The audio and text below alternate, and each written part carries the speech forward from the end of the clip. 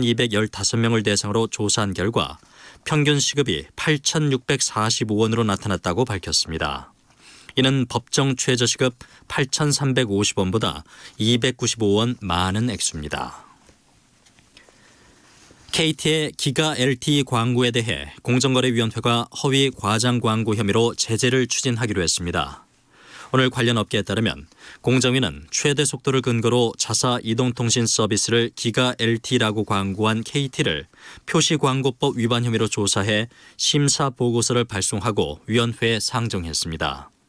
KT는 2015년 6월 기가 LTE 서비스를 시작하며 TV와 인터넷 등을 통해 초당 최대 1.167GB의 속도로 인터넷을 쓸 수 있다고 광고했습니다.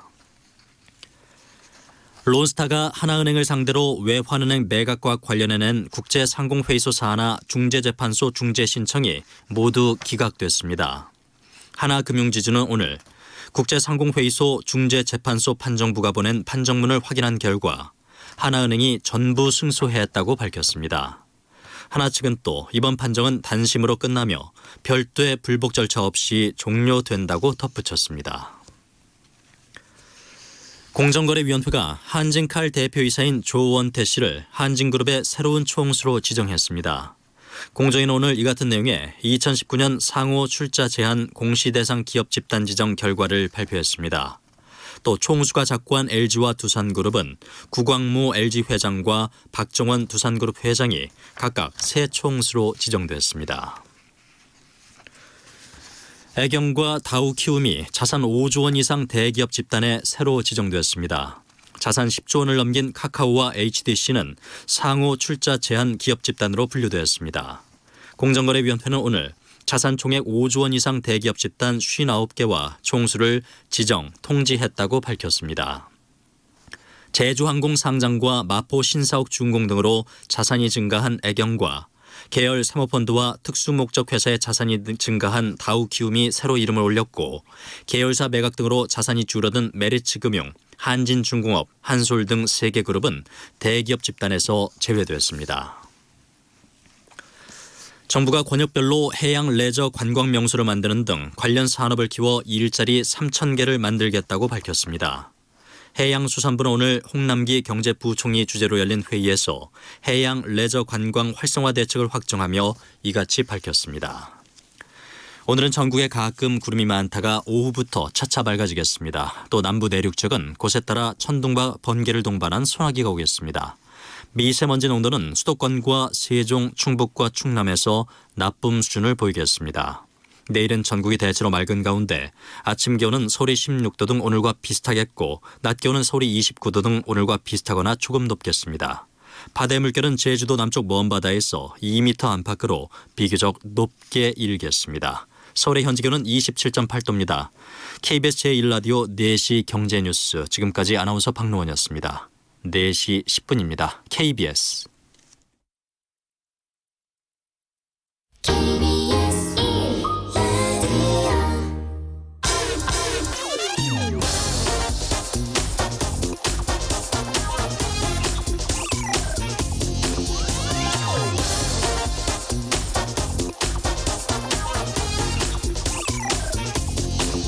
트럼프 미국 대통령이 자동차 관세 폭탄을 발표해서 그 불똥이 한국에게도 튀는 것이 아닌가 걱정하는 기사들이 오늘 눈에 많이 띄었습니다. 그런데 기사를 자세히 들여다보면 미국의 수입 자동차 관세 부과는 일단 EU와 일본을 겨냥하고 있다고 하네요. 그러면서 이게 우리에게도 옮겨붙으면 큰일이다고 걱정하고 있습니다. 그런데 만약 이런 걱정과는 반대로 된다면, 그러니까 EU나 일본에게만 자동차 관세를 부과하고 한국은 그대로 둔다면 어떻게 될까요? 한국 자동차 업계로서는 엄청난 기회를 맞게 되는 것이죠. 이게 그냥 제 상상만이 아닙니다. 오늘 나온 또 다른 기사, 조선비즈의 기사인데요.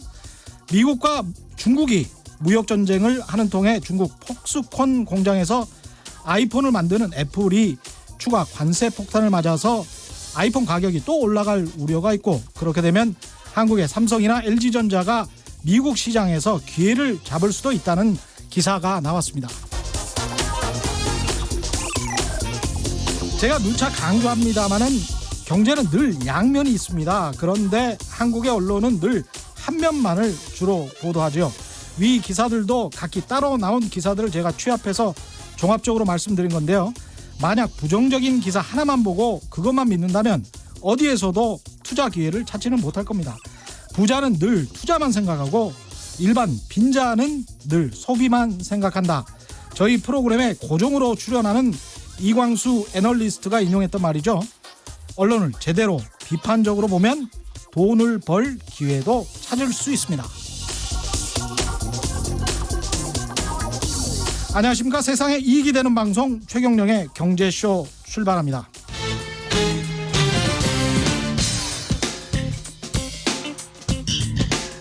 최경영의 경제쇼 수요 심화 토론. 대한민국 최고 전문가들과 경제 이슈에 대해 한 걸음 깊이 들어가 봅니다.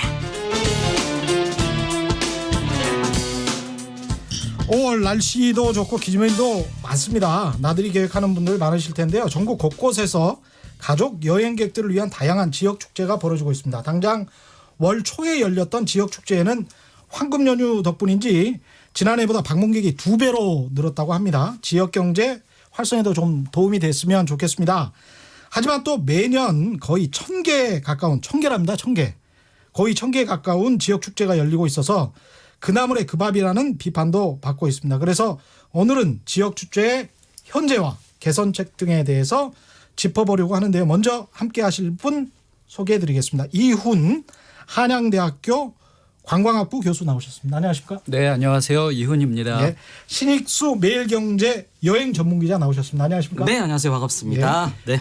그래서 이 두 분이 나오셨기 때문에 오늘은 돌발 경제 퀴즈 대신에 의견을 받겠습니다.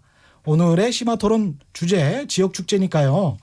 청취자 여러분이 다녀오셨던 우리나라 지역축제 가운데 가장 좋았던 곳이나 좀 아쉽더라 하는 곳 있으면 당시 사연과 함께 문자 보내주시기 바랍니다. 좋은 의견 보내주신 분들 소개해드리고 방송 중에 선물 주방용품 세트도 보내드리겠습니다. 의견이나 사연은 짧은 문자 50원, 긴 문자 100원에 정보 이용료가 부과되는 샵 9730번, 샵 9730번으로 보내주셔도 되고요. 무료인 콩과 마이케이로 보내주셔도 됩니다. 일단 여행 전문 기자 하면 그 사람들이 다 선망하는 기자일 것 같은데요. 네네. 예, 지역 축제 같은 것도 좀 많이 가시나요? 아, 그럼요. 5월은 뭐 가정의 달이라는 말이잖아요. 저희들에게는 여행 전문 기자들에게는 물 들어온 5월이 됩니다. 부럽습니다. 굉장히 바쁘고요. 예. 물 들어올 때 노를 열심히 또 잡고 있는 중입니다. 근데 사실은 제가 스포츠국에 일을 해봐서 아는데요. 네. 실제로 일이면 좀 다릅니다. 사실. 그럼요. 이게 축제장에 막 예. 북적북적 맛있는 것들도 많고 이렇잖아요. 데스크 그냥- 전화 한 통 딱 받으면 예. 현장이 책상으로 변합니다. 맞습니다. 굉장히 예. 힘듭니다. 그러니까 여행 전문 기자면 뭐 환상을 가지고 있는데 스포츠 기자도 제가 환상을 가지고 있었는데 그게 아니더라고요. 아닙니다. 막상 네. 겪어봐야죠. 네. 막상 겪어보면 또 영 아닙니다. 예, 교수님은 관광학부 교수시니까 네. 아무래도 축제에 대한 애정이 굉장히 깊으시겠습니다. 예, 아무래도 축제는 관광하고 떨어뜨려서 생각할 수 없는 그렇죠. 굉장히 관광의 좋은 자원이자 매력 요인이기 때문에요. 그렇죠. 예, 축제가 굉장히 저는 오늘의 역할이 그래서 예. 우리나라 축제를 조금 더 발전시키기 위해서 좀 긍정적인 면을 찾아내는 역할로 오늘 임하고자 합니다. 저는 그 끝에서요. 네. 긍정적인 요소의 빛과 그림자 부분, 예. 그림자 부분을 좀 담당해서 약간 좋네요. 미흡한 점들을 오늘 살짝 지적을 균형이 하는 맞습니다. 걸로. 네. 예. 그 지역 축제 저는 사실은 많이 가보지를 못했어요. 네. 약간 좀 저도 선입견이 있습니다. 사실은. 네, 네. 저도 이제 안 좋은 부정적인 기사만 주로 많이 쓰는 기자를 해서 그래서 또 한두 번 가보니까 좀 별로 좋지도 않더라고요. 네, 제 네. 느낌은 하도 오래전이어서 뭐 지금은 어떤지는 모르겠습니다. 가보니까 어디가 제일 좋던가요? 좀 추천해 줄 만한 곳. 우리나라 축제에서요. 사실 너무 많아서 좋은 너무 곳들이 한두 군데를 얘기하기 참 어려운데요. 예. 예를 들면 조금 멀리 진도를 한번 가보셔도 좋습니다. 진도. 진도의 네. 신비의 바닷길 축제라고 하는 게 신비의 있어요. 바닷길 축제. 네. 이거는 모세의 기적같이 바다가 갈라지는 현상에서 이건 좀 이용해서 오래된 것 같. 오래됐습니다. 네. 그래서 저도 기억이 나요. 예. 그 바다를 갈라질 때 걸어가면서 또 해산물도 채취를 해보는 그런 체험을 하는 건데요. 그게 어떤 시즌이 있는 건가요? 그렇죠. 바닷물이 갈라지는 그 시즌입니다. 그게 언제죠? 그게 주로 이제 봄에 봄에? 예. 아, 요즘이구나. 2월, 3월 뭐 요때 좀 많이 있는데요. 지나갔군요. 예. 사실은 이게 음력하고 연관이 되기 때문에 날짜 고정되지는 못해요. 아, 맞아. 아, 네. 그렇구나. 그런데 최근에는 이거를 밤에 합니다. 아, 밤에. 밤에 횃불을 들고 바다가 갈라졌을 때 그 바다를 건너는 광경들이 펼쳐지는데요.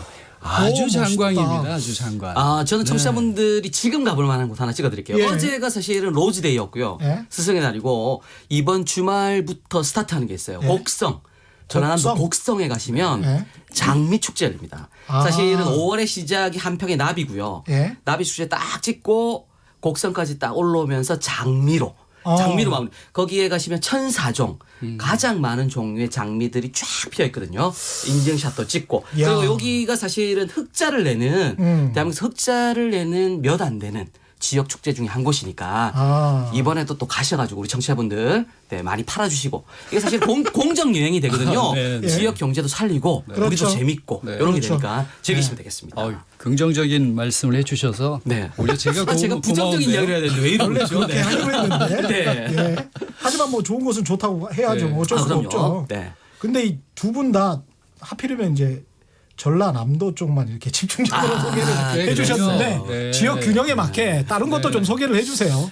그러면 사실은 너무 제가 하는 축제라서 소개를 안 드렸었는데요. 네. 사실 이번 주까지 일요일까지 하는 의정부 음악극 축제가 있습니다. 의정부 음악극. 예. 정부 음악 사실 제가 거기에 총감독도 하고 있는데요. 아 그러시군요. 여기에 토요일 날 같은 데는 시청 앞 의정부 시청 앞 야외 광장에서 세계적인 그런 야외 공연들과 실내에서도 영국의 에딘버러 페스티벌에 출품했던 그런 아주 세계적인 공연들이 여기서 이루어집니다.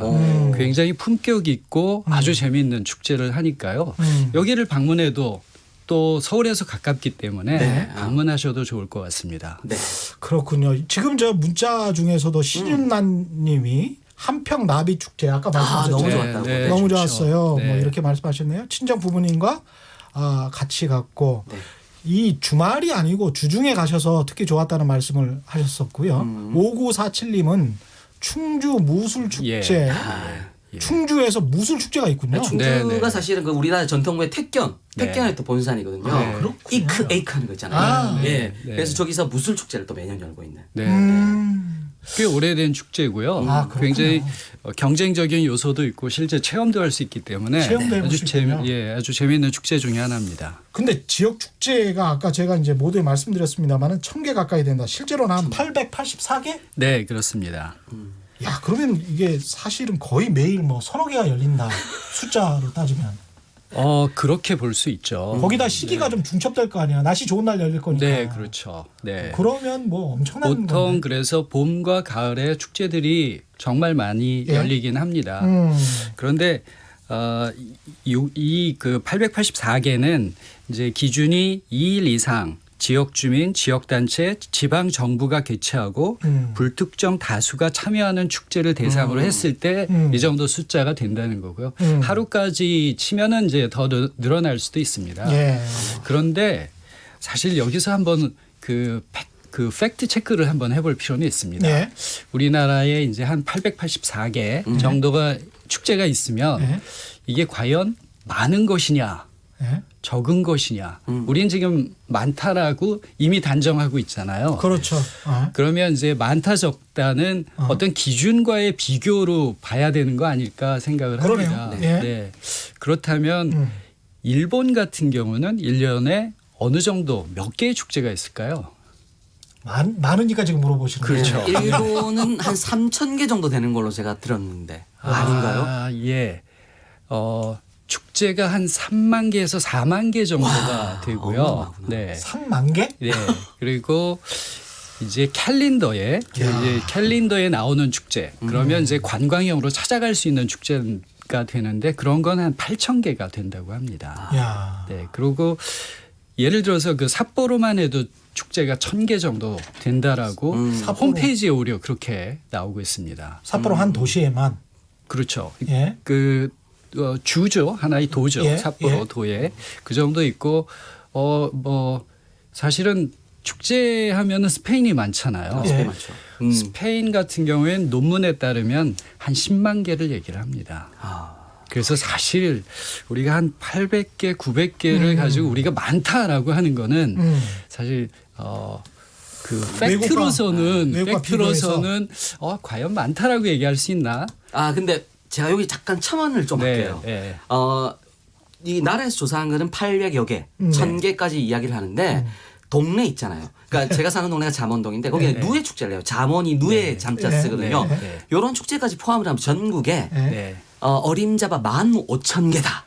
이렇게 이야기를 하거든요. 또 그럼 또 비슷하네요. 어마어마하게 많다. 또 비슷하네. 네, 많을 수 있고, 네, 이런 거에서 살아남아야 되기 때문에 네. 또 경쟁을 지자체들이 막 비슷하게 네. 여러 개를 겹쳐서 하고 막 이런 근데 이게 지역들이 나오고 가보면 항상 불만이 다 비슷비슷하다. 네. 그리고 네. 비슷비슷한 음악, 특히 이제 어르신들 좋아하는 음악. 저는 그 취향이 아니어서 사실은 지역 축제를 안 가는데 네. 그 꼭 왜 그런 음악을 굉장히 크게 틀고 말이죠. 0805님도 이런 비판적 의견을 보내주셨는데 우리나라 축제 정말 볼 것이 없습니다. 따끔하게 즐겨주셨어요. 네. 축제라 하면 보고 행하고 느껴야 함이라 생각합니다만 차만 보고 줄만 서고 돈만 쓰는 네, 이 뭐 아주 적나라하네요. 아주 볼 것 없고 대책도 없는 전국이 비슷비슷한 형태라고 저랑 좀 비슷한 의견이시네요. 네. 축제에 보고 오는 것은 축제에서 보고 오는 건 사람, 붐비는 차 그리고 허기진 배를 채우는 핫도그. 여기에 대한 반론 좀 펴주시죠. 네. 우선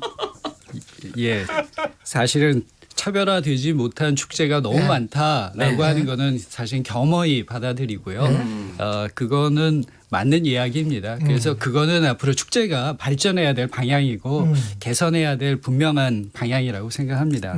다만 아까 말씀하셨듯이 우리가 이제 안행부에서 발표한 행사 축제 수를 16,000개 정도까지 얘기를 해요. 얘기하죠. 근데 사실 여기에는 행사가 들어가 있어요. 그러니까 스포츠 행사라든지 전시회라든지 뭐 이런 것까지 다 합쳐서지 축제라고 하는 개념이 들어갈 수 있는 것 정도는 아까 얘기하신 한 884개 정도가 맞다라고 얘기를 할 수 있습니다. 잠깐만 여기에서 이제 축제에 관한 정의를 좀 더 정밀하게 한번 여쭤볼게요. 그러니까 제가 이제 지역 축제라고 보통 생각을 할 때는 지역 축제라고 하면 지역 주민들을 위한 축제인 것인지 아니면 지역에서 외지인들이 와서 외지인들에게 뭔가 지역의 특산품을 알리고 지역 경제를 활성화시키기 위해서 뭔가를 팔려고 하는 축제인지 그러니까 지역 주민들의 공동체를 위한 축제인지 네. 아니면은 정말 장사를 위한 축제인지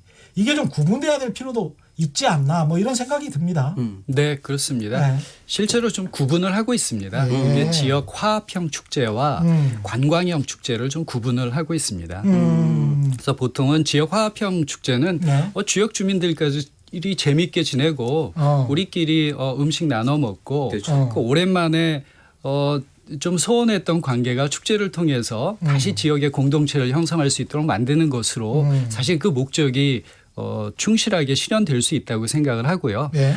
그렇지만 이제 관광형 축제는 그것을 좀 넘어서서 지역 사람들이 재밌게 축제를 하다 보니까 옆 동네 사람들도 와서 보니까 재밌더라. 재밌네. 그러니까 더 멀리 있는 사람들도 오게 되고 심지어는 외국 사람들도 오네. 네, 그렇게 되면서 이제 축제가 커지는 거죠. 이렇게 됐을 때는 관광형 축제라고 우리가 보통 지금 얘기를 할수 말하고 있습니다. 있고 사실은 경제를 위해서 지향해야 되는 축제는 앞으로 나아가야 될 축제는 관광형 축제.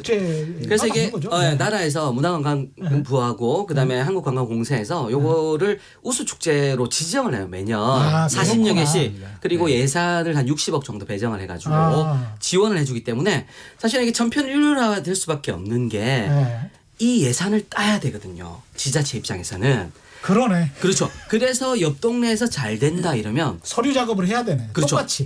끌어오는 거죠. 그리고 매번 이 예산을 또 따야 되기 때문에 뻥튀기, 부풀려서 지자체에 온 손님들이 많았다. 요렇게 홍보도 많이 하고요. 네. 뭐 요런 네. 일들이 생기기 시작하는 거죠. 그러네. 네. 예. 사실 그런 비판들을 많이 받았고요. 예. 사실 상당 부분 맞는 말씀이십니다. 그런데 이제 최근에는 조금 이제 정책도 진화해야 되잖아요. 네. 그럼요. 그래서 이제 작년에 발표된 문화부의 문화관광 축제에 대한 그 정책이 조금 변했습니다. 예. 이제는 전에는 이게 등급이 있었어요. 아. 4가지 등급에. 그래서 그 등급 하나를 올라가기 위해서 엄청 노력을 하고 너무 경쟁이 심해지는 거죠. 어떤 데는 그 등급에서 떨어진 지자체는 공무원이 징계를 받기도 할 정도로 이게 아. 너무나 경쟁이 치열해져서 예. 향후에는 이런 등급을 좀 없애겠다. 대신 축제를 중앙 정부에서가 아니라 광역의 지자체에서 좀 더 지원을 하고 이제 문화부는 글로벌 축제로 되는 것들을 집중적으로 지원하는 것으로 가겠다. 네. 그래서 예전에는 평가를 통해서 경쟁을 유도하는 거였으면 이제는 조금 더 진흥하는 쪽으로 바뀌겠다라고 이렇게 정책이 조금은 전환을 하고 있습니다. 근데 이렇게 정책이 전환하는데 공무원들이 탁상행정만 하고 있는 거는 아닌가요? 어떻게 생각하십니까?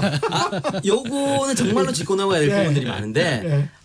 가장 이 지자체 중에서 이 아킬레스로 꼽을 만한 게 그러니까 우수 축제를 지정을 해서 예산을 배정을 하잖아요. 예. 요거를 전문가 집단이 하면 정말 좋은데 사실은 문체부 내에도 이거를 담당하는 오랫동안 담당해온 전문가층이 별로 없어요. 그러니까 그렇겠네요. 보직 순환이라 그래가지고 예. 우리 기자들처럼 한 3년마다 한 번씩 바뀌시거든요. 예. 그리고 오래된 분들은 이게 물이 오래되면 고이면 그렇죠. 썩잖아요. 예. 그래서 이 썩을 수밖에 없고요. 예. 그래가지고 이런 것들을 평가하는 부분에 있어서도 굉장히 그게 많아요. 그러니까 그 지자체에서 우리 그 이 교수님 같은 분들 초청을 하고 심사위원들 기자 중에서 초청을 하고 하는데 매년 그 지역에 특화된 분들이 항상 가십니다. 그래서 점수를 항상 좋게 주고 그 다음에 요거 이제 숫자로 빅데이터를 잡아야 된다고 우리가 이제 기본적으로 우리 일반인들이 쓰는 게 휴대폰이잖아요. 예. 휴대폰 위치 추적만 하면 그 축제에 왔다 갔는지를 바로 네. 알 수가 있는데 요게 도입된 게 올해부터예요. 심지어. 그러니까 작년까지는 어떻게 우리가 그 입장객들을 추산을 했냐. 예. 앞에서 이렇게 우리 왜 그 카운팅하는 거 네, 이렇게 네. 누릅니다. 이렇게 1, 2, 3, 4 카운팅하는 거를 알바생들이 와가지고 이렇게 눌러요. 한 명씩. 그렇게 카운팅을 하기 때문에 예. 숫자의 정확도도 없는 거죠. 야. 그런 부작용들이 계속적으로 그러니까 지금 우리가 이게 이제 예. 좀 선진화돼서 빅데이터화해서 숫자가 나오기 시작한 게 올해부터라고 네, 볼 수가 있는 거죠. 사실 축제에서 방문객 수를 재는 것만큼 어려운 게 없습니다. 왜냐하면 이게 오픈 스페이스잖아요. 네. 다 열려 있어서 어디로 들어올지도 사실 모르는 그렇죠. 거죠. 사실 그렇죠. 네. 네, 그러다 보니까 예전에는 주차장이 있어서 그 주차장에 번호표를 보고 저거 서울에서 저 경기에서 뭐 이렇게 맞아, 그 맞아, 색깔을 맞아요. 보거나 네. 이런 걸 보면서 추론을 했어요. 그러다가 이 번호표가 전부 색깔이 같아지고 이게 구분이 없어졌죠. 지역별로. 그러면선 이제 말씀하신 대로 수작업으로 이제 사람을 세거나 하는 방식밖에 없었던 거죠. 이제 조금 빅데이터라는 개념들이 나오면서 이제 진화하고 있는 그 과정이라고 생각을 합니다. 그리고 이 전문성 떨어지는 부분에 대해서 정부에서 예. 어느 정도인지 모 일간지에서 조사를 한 내용이 하나 있었는데 예. 이게 이제 안성에 가면은 어떤 인간인지 그냥 말씀하셔도 돼요. 매일경제예요. 예. 제가 있어서 말씀을 드리는 게 그냥 아니라 왜 말씀하셔도 돼요. 여기에 그 바우더기 축제라고 안성에서 여는 축제가 있는데 예. 여기에 외국인들 예. 숫자를 조사를 했었어요. 그리고 외국인 관광 숫자가 3만 5천 명이 참석을 했다. 이런 통계가 나왔었는데 이게 아니었던 거죠. 그러니까 이게 원래 숫자 대비하면 이 숫자마저도 100배 이상 부풀려졌다. 왜냐하면 이거를 그 문체부에 담당했던 서기관께서 예. 보고를 받을 때 예. 외지인이라고 보고를 받았는데 외지인 예. 그거를 외국인으로 착각을 하셨던 거예요. 그 네. 정도로 네. 사실은 이게 보직 수당이 되고 담당관들이 자주 바뀌다 보면 착각들이 섞여서 이런 엉뚱한 황당한 일도 벌어지는 거죠.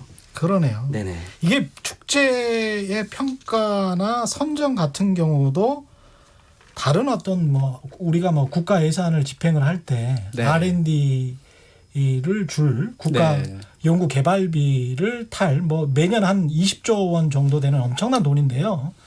그거를 탈 기업을 선정할 때도 이런 문제가 발생을 하는데 공무원들이 사실 돈줄을 쥐고 있으면서 안전한 투자, 사실은 다른 투자나 색다른 투자나 진짜 벤처 투자 시장이 어떻게 움직일지 모르기 때문에 그런 것에도 과감한 투자를 해야 되는데 어떻게 보면은 공무원들 입장에서는 자기가 징계 안 당할 어떤 일만 할 가능성이 높고 그러다 보면은 공무원들이 어떤 권한만 행사하고 사실은 시장의 어떤 그 신뢰를 통해서 이것도 역시 신뢰인 것 같습니다만은 민간의 많은 부분들을 위탁해야 되는 것이 아닌가. 네. 놔둬야 되는 게 아닌가. 네. 예산은 지원은 하되 뭐 이런 생각도 좀 해봅니다.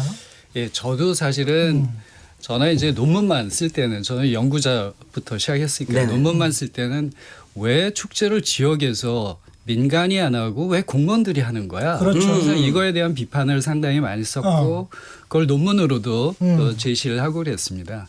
근데 지역에 가보니까 좀 다른 것도 있어요. 예를 들면 김제 지평선 축제는 대표 축제까지 올라간 우리나라의 그렇죠. 굉장히 유명한 축제입니다. 김제 뭐요? 김제 지평선 축제. 지평선 축제. 예, 이게 쌀문화 축제인데요. 네. 예, 말씀하십시오. 예. 그러다 보니까 실제로 봤더니 제전위원회 축제를 꾸며가는 분들의 예. 평균 연령이 예. 65세 이상 아. 정도가 되는 거죠. 맞아요. 예. 사실 지역에 젊은 일꾼들이 별로 없어요. 그러니까 축제를 만든다고 할 때는 전문 인력과 젊은 인력이 있어야 되는데 예. 현실에서는 그렇지가 못한 거예요. 그 지역에 가장 젊고 가장 유능한 인력이 공무원인 거예요. 그러니까 이 사람들부터 시작할 수밖에 없는 현실이 있는 거고요. 사실 그런 그렇다고 측면이 그게 계속 가면 좋으냐 그건 아니죠. 그건 아니죠. 여기서부터 시작을 해서 어떻게든 민간으로 이제 이양을 해야 되겠죠. 젊은 그룹들을 만들고 교육도 시키고 해서 이양하는 작업을 하도록 만들어야 되겠죠. 그 자생력을 키운다는 게 저게 굉장히 그렇죠. 중요한 건데 그렇죠. 우리 축제 800개 중에 흑자 내는 게 4개밖에 없잖아요. 4개만. 4개밖에 없어요. 딱 4개만 흑자를 내는 건데 아까 지금 로주 축제 그렇죠. 있잖아요. 목성의 장미 축제. 네. 그다음에 우리 아까 화천 산천어 축제. 네. 그거는 뭐 CNS 꼽은 7대 불가사의 축제로 네. 꼽히는. 왜냐면 그 수만 명이 얼음판 위에서 한꺼번에 낚싯대를 들이는 거 불가사이다. 이래 꼽을 정도로 외국인들도 많이 가는 그 인기 축제. 그 산천어 정도만. 축제. 네, 예. 산천어 축제 정도까지. 예.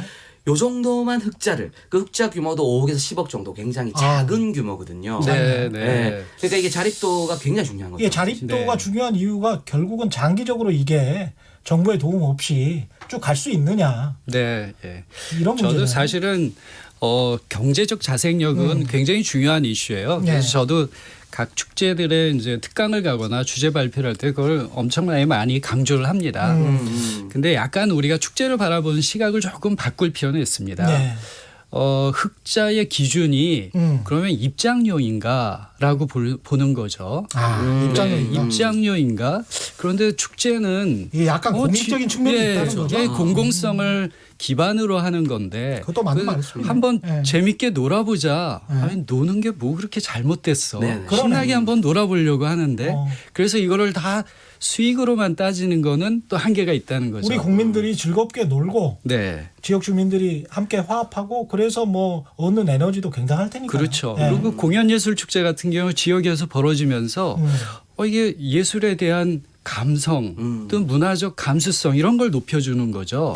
도시 이미지도 높여주고 그래서 사실 이런 것들을 그런 입장료 개념에만 보면은 사실 좀 한계가 있고요. 예.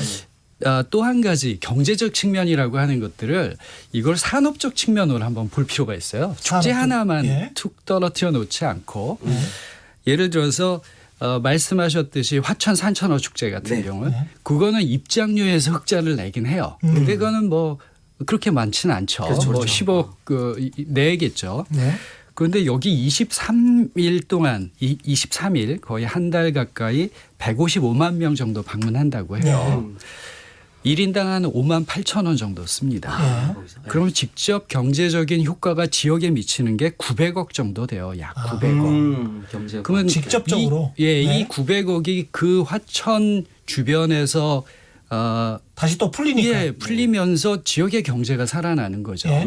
이거를 입장료 개념만 보면 이게 굉장히 한시적으로 보는 거죠.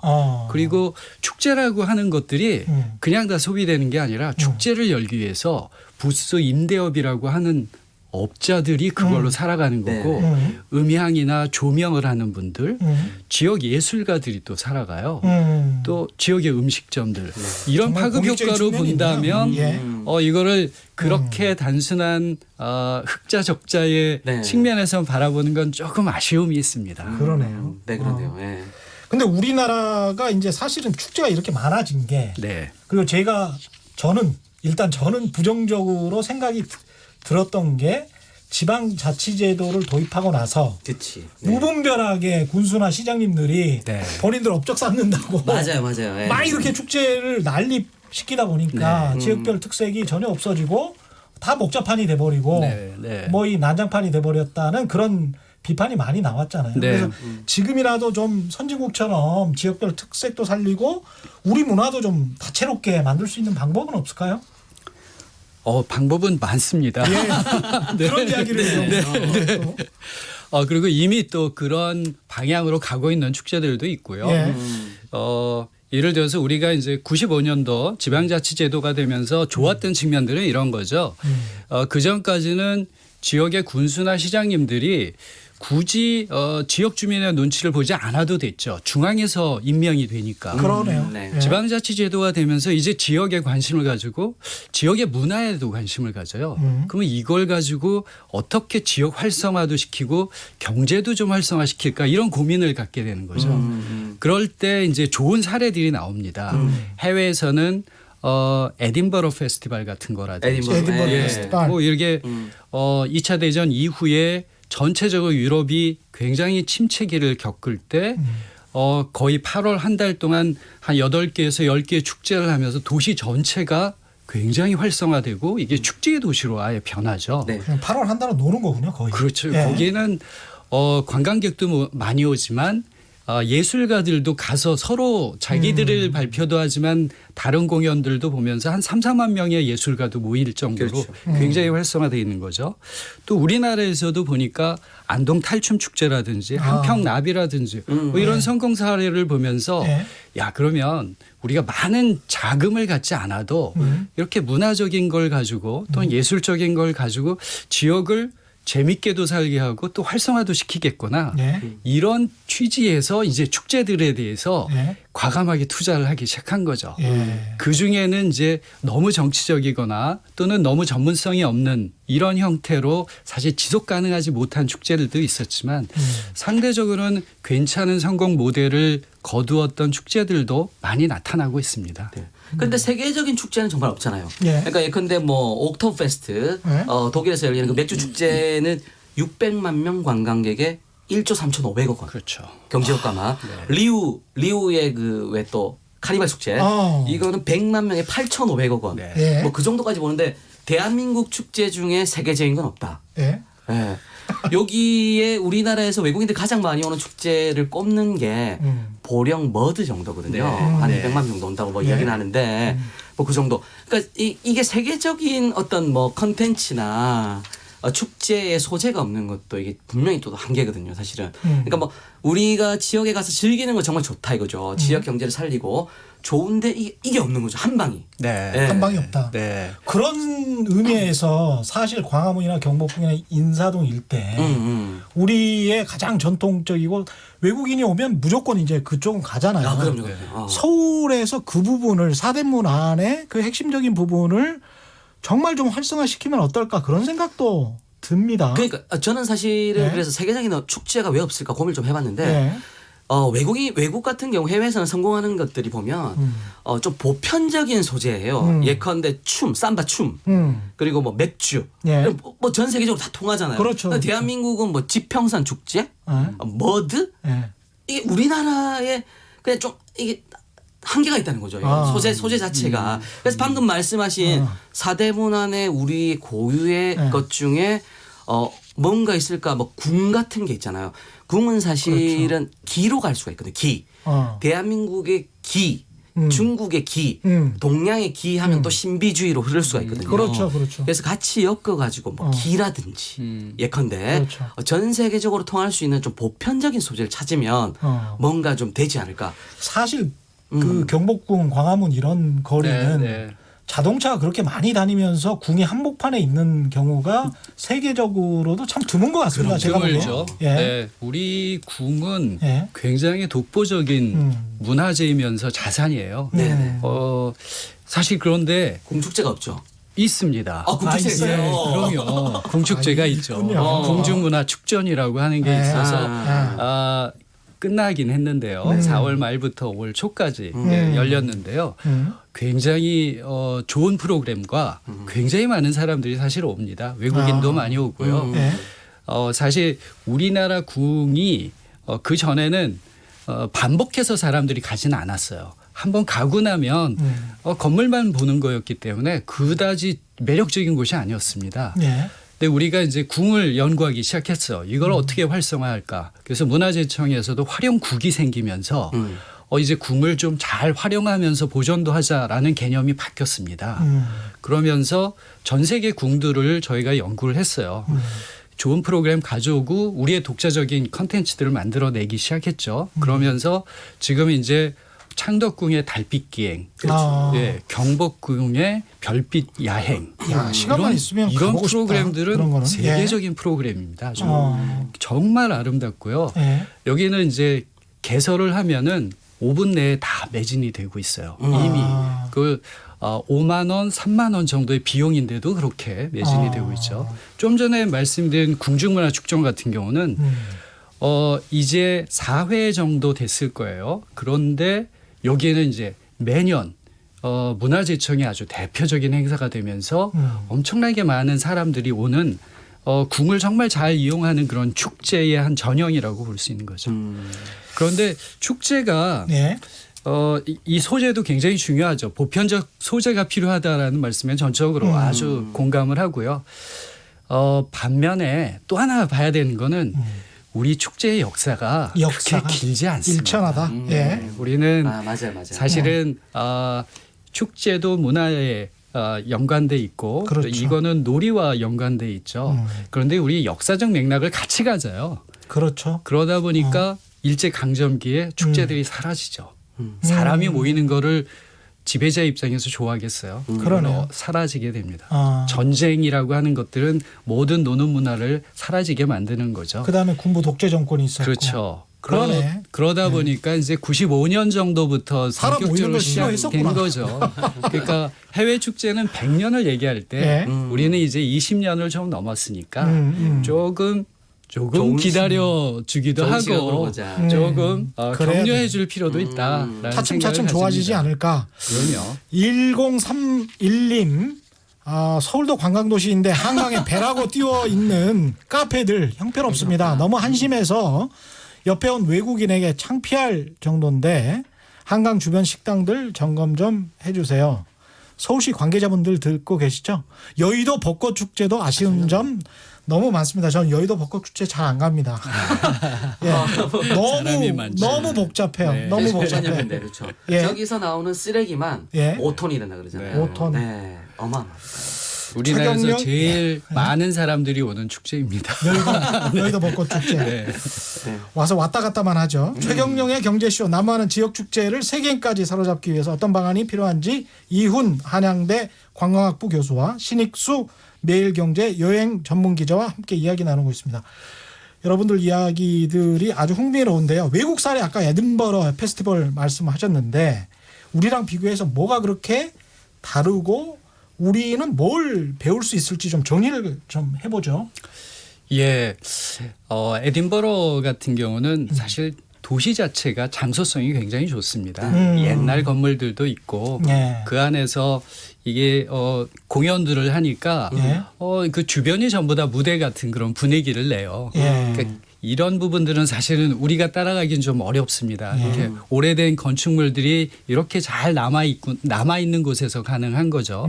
그리고 전 세계 예술가들이 모여서 같이 공연하면서 경쟁도 하는 이런 것 속에 관광객도 오게 되는 네. 형태가 된 거죠.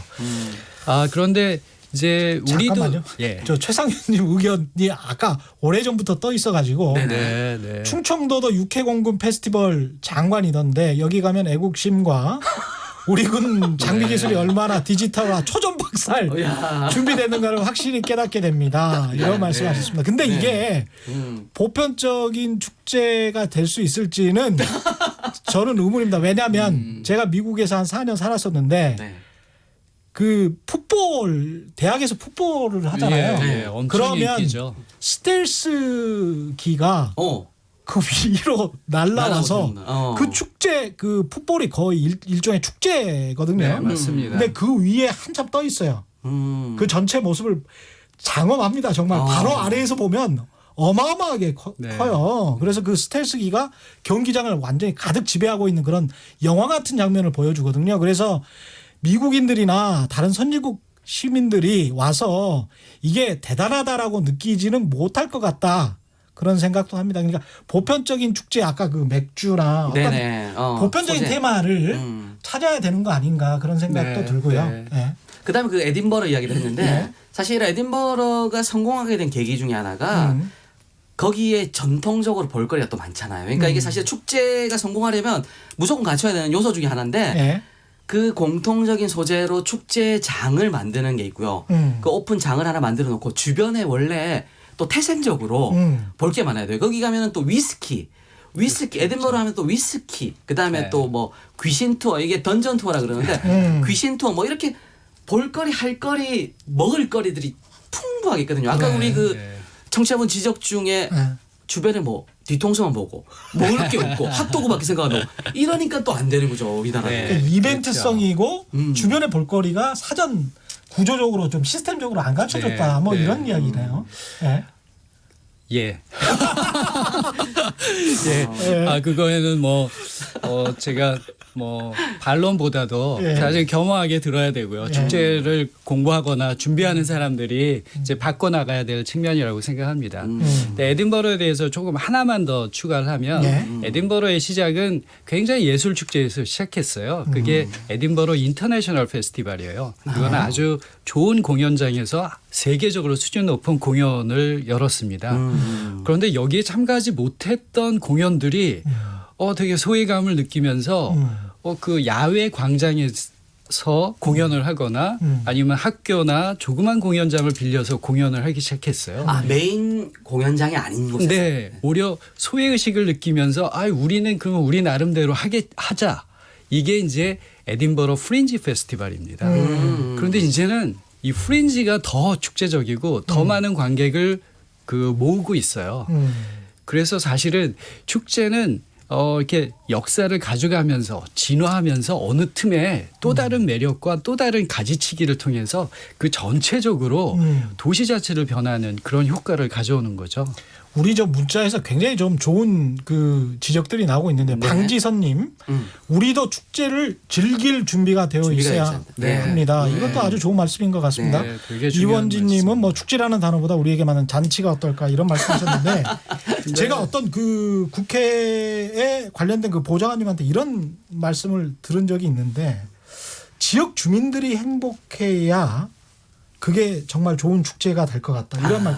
그건 저는 근데 그런 생각을 선진국에 가보면 사람들의 얼굴 표정이 굉장히 행복해요. 네. 그 지역 주민들은. 네. 네. 그래서 사람이 관광 상품이다라는 그런 이야기를 하는데 굉장히 공감이 가더라고요. 그러니까 지역 주민들이 돈 벌려고 쩔어 있어. 아. 관광객들을 어떻게든 이 돈벌이의 상대로만 생각하는 것 같이 느껴지고 지역 주민들이 굉장히 피폐, 가난한 것 같아. 그리고 뭔가 여유롭지가 않아. 그리고 뭔가 너그럽고 관광을 하러 갔으면 굉장히 좀 너그럽고 어떤 분위기가 조성이 돼야 되는데 그래서 이제 축제를 즐길 준비 또는 그런 어떤 지역의 어떤 마음가짐 같은 게 있어야 될 것 같은데 우리가 좀 네, 여유가 맞습니다. 부족한 것 같은 그래서 사람들의 표정에 그게 드러나는 것 네, 같은 맞습니다. 이 예. 여유 굉장히 중요하고요. 예. 또 다른 축제 예를 하나 드리면은 그러니까 뉴올리언즈 마디그라에 갔었습니다. 네. 근데 이게 이제 루이지애나 주라고 하는 미국의 아주 남부 지역인데요. 예. 가는 비행기에서도 굉장히 이게 들떠 있어요, 사람들이. 그리고 그 안에서부터 칵테일을 마시기 시작하고요. 비행기가 도착을 하니까 박수를 치면서 환영을 합니다. 그 도시에 갔더니 이미 사람들이 다 들떠 있어요. 그리고 그냥 축제에 온 것이 아니라 친구하고 동료하고 가족하고 옷을 맞춰 입고 놀거리를 자기들이 만들어 갖고 와서 이미 놀 준비가 된 상태에서 축제에 임하는 거죠. 사실 그 방지선님의 그 의견에 굉장히 동감을 하는데요. 네. 제가 그때 깨달은 게 축제를 좋게 아주 멋진 기획을 한다는 거는 놀거리 프로그램을 꽉 짜게 만드는 것이 아니라 그렇게 놀 수 있는 공간, 기회를 주고 사람들이 놀 준비를 하고 여기에 오도록 만드는 게 가장 멋진 기획이겠다. 저도 이런 생각을 어. 사실 그 했습니다. 기획은 좀 펌퍼 좀 해도 돼요. 지역민들이 아까 우리 또 사회자님도 웃어야 된다 막 이런 네. 말씀하시잖아요. 네, 네. 그 저는 아오모리 이 8월에 열리는 네. 이 마쓰리라는 게 있어요. 축제 네, 내부터 마쓰리. 마쓰리. 예. 네. 그게 전 도시민들이 네. 다 나와서 같은 옷 입고 네. 떠들고 노는 거예요. 근데 옆에 관광객들은 신경도 안 써요. 자기네들끼리 즐거우면 되는 네. 거예요. 그리고 거기가 뭐가 특이하냐면 거기에 홍보물 중에 이 등축제인데 일종의 네. 등에 보면 뭐 히다치 100년 이런 게 적혀 있어요. 그러니까 지역에 있는 기업들이 100년간을 그 축제를 홍보를 해왔다. 이거를 상징으로 다는 거죠. 그러니까 와. 재정 자립도 되고 네. 지역민들은 자기네들이 즐거우면 되는 거예요. 근데 네. 거기서 벌어들이는 경제 효과가 한 3천억 정도. 와. 그 축제 때만. 예. 그러니까 어마어마한 거죠. 그러니까 이게 지역민들이 즐기려고 만들었는데 자기네들도 즐겁고 돈도 생기고 그러네. 대박이 난 거죠. 네. 이게 문화라는 게 사람들의 표정이라는 게 같이 어우러져야 되는 거겠죠. 5237님도 비슷한 말씀해 주셨습니다. 표정이 중요합니다. 우리는 너무 불행해 보여요. 이런 말씀을 하셨습니다. 네네. 지금 거의 이제 끝마칠 시간인데요. 우리가 어떻게 하면 그 지역 축제를 세계적인 관광 상품이 되게 할 수 있을까? 마지막으로 한마디씩 좀 해 주십시오. 예. 네. 지역 축제 더 전문성이 가미돼서 전문적으로 축제를 만들어낼 수 있어야 되고요. 그럴 만한 인력이 잘 양성돼야 합니다. 그리고 우리 사회에서도 축제를 조금 더 긍정적으로 바라보면서 아직은 역사가 일천하기 때문에 조금 더 격려하면 머지않아 우리 축제도 세계적인 축제 그런 축제들이 나타날 거라고 생각합니다. 저는 재정 자립도 예. 무조건. 예. 예. 그러니까 아까 김제 지평선 축제 이야기했잖아요. 예. 여기서는 아이디어를 낸 게 신용카드를 축제 신용카드를 만들었어요. 그래서 1%씩 적립되게. 그러니까 세계적인 축제들은 80%가 각 재정 자립도 80%가 되거든요. 그러니까 우리나라도 이렇게 재정 자립만 잘 되면 축제가 성공할 수 있을지 않을까. 네. 거기다 표정까지. 표정까지. 예, 오늘 아주 사실은 힘든 주제였는데 네. 경제적인 문화적인 이야기들을 잘 해주셨습니다. 지금까지 이훈 한양대학교 관광학부 교수, 그다음에 신익수 매일경제 여행 전문 기자와 함께했습니다. 두 분 고맙습니다. 고맙습니다. 저는 KBS 최경영 기자였고요. 내일 4시 10분에 다시 찾아뵙겠습니다. 지금까지 세상에 이익이 되는 방송 최경영의 경제쇼였습니다. 고맙습니다.